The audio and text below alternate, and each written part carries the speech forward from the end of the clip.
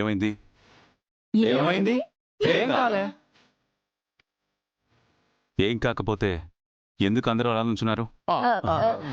అది అది అన్నయ్య ఫోటోకి పోజ్ ఇచ్చామన్నయ్య. చూస్తావంటే వచ్చి ఫోటోది.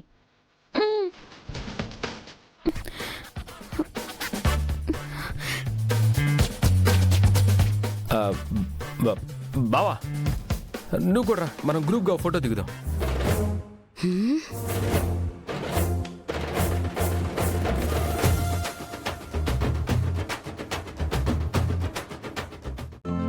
ఈ రోజే డౌన్లోడ్ చేయండి, మీ ఫేవరెట్ షోస్ చూడండి.